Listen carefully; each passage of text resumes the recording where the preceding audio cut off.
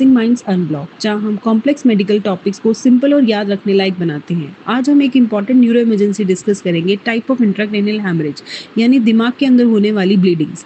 Intracranial haemorrhage broadly 4 types का होता है। First is epidural haemorrhage, second is subdural haemorrhage, third subarachnoid haemorrhage and fourth is intracerebral haemorrhage. तो start करते हैं epidural haemorrhage से। Epidural haemorrhage dura matter के बाहर और स्कल के अंदर होता है। ये मोस्टली मिडिल मेनिंजियल आर्टरी के रप्चर होने की वजह से हेड इंजरी के बाद होता है। इसका मेन क्लासिक फीचर है लूसिड इंटरवल, यानी पहले पेशेंट ठीक लगता है और फिर अचानक डिटोरिएट हो जाता है। सीटी स्कैन पर लेंस शेप ब्लीडिंग दिखाई देती है। तो नेक्स्ट ब्लीडिंग की बात करते हैं सबड्यूरल हैमरेज, जो कि ड्यूरा और एरेक्नाइड के बीच होता है। इसका मेन कॉज ब्रिजिंग वेन के रप्चर होने की वजह से होता है। ये यूजुअली एल्डरली और अल्कोहलिक्स में बहुत कॉमन होता है।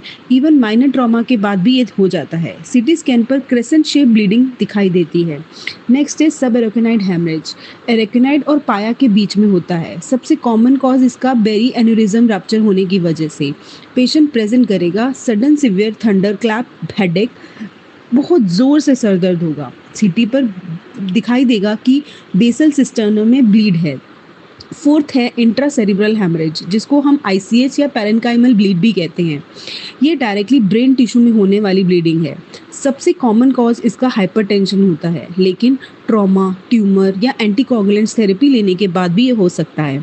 सिम्टम्स इसके मेनली हैं, ब्लीडिंग की लोकेशन पर डिपेंड करता है। अगर ब्लीडिंग फ्रंटल रीजन में है तो फ्रंटल रीजन से हैंडल होने वाले ऑर्गन्स में इसका इफेक्ट पड़ेगा।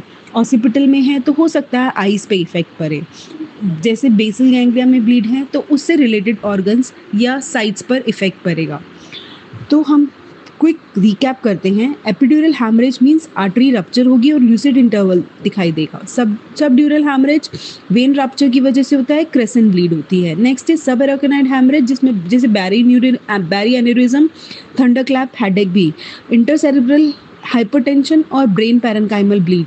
नेक्स्ट, तो दोस्तों ये थे टाइप्स ऑफ इंट्राक्रेनियल हैमरेज। ये सिर्फ एग्जाम के लिए ही नहीं बल्कि क्लिनिकल इमरजेंसीज में भी लाइफ सेविंग नॉलेज है।